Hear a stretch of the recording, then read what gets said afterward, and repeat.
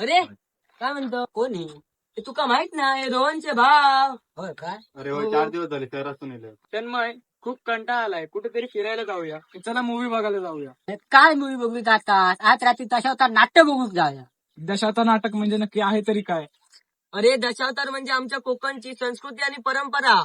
दशावतार हा शब्द भगवान विष्णूंच्या 10 अवतारांनी सूचित करतो, जो हिंदू देवांचे संरक्षण करतो. त्यात मत्स्य, कूर्म, वराह, नरसिंह, वामन, परशुराम, राम, कृष्ण, बुद्ध, कली हे 10 अवतार आहेत.